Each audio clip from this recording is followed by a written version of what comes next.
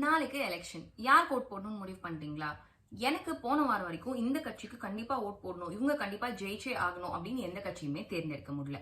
சரி, நம்மளுக்கு தான் அப்படி இருக்குன்னு நிறைய பேர் கிட்ட பேசி பார்த்தா பெரும்பாலான பேர் இதே கன்ஃபியூஷன்ல தான் இருந்தாங்க. இங்க யாருமே ஒழுங்கா இல்ல, இந்த கட்சியில இருக்கவங்க எல்லாருமே நல்லவங்கப்பா அப்படின்னு சொல்லி எந்த கட்சியுமே தேர்ந்தெடுக்க முடியல. அப்ப யாருக்கு தான் ஓட் போடுறதுன்னு ஒரு பெரிய கன்ஃபியூஷனே இருந்துச்சு. சரின்னு கொஞ்சம் ஆராய்ஞ்சு பார்த்தா நம்மளாலேயே நம்மளை சுத்தி இருக்க ஃப்ரெண்ட்ஸ் அண்ட் ஃபேமிலியை ஒரே டைம்ல ஹாப்பியா வச்சுக்க முடியாது. அப்போ இத்தனை கோடி மக்கள் இருக்க ஒரு நாட்டை ஆள்றவங்களால எல்லாரையும் ஒரே டைம்ல சாட்டிஸ்ஃபை பண்ற மாதிரி ஒரு ஆட்சியை நடத்தவே முடியாது. சோ நம்மளுக்கு இருக்கிறது இந்த ஆப்ஷன்ஸ் தான்.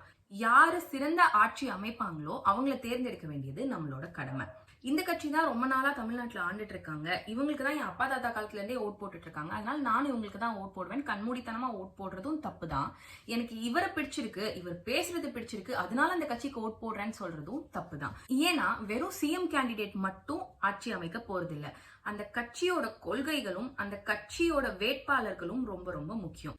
இந்த மாற்றங்கள்லாம் நடந்தா தமிழ்நாடோட முன்னேற்றத்துக்கு உதவியா இருக்கும் நம்ம எதெல்லாம் நினைக்கிறோமோ அதோட அலைன் ஆகிற கொள்கைகள் இருக்க கட்சியை நம்ம தேர்ந்தெடுக்கணும். ஏன்னா நம்ம எல்லா கட்சிகளோட தேர்தல் வாக்குறுதிகளையும் கேட்டிருக்கோம்.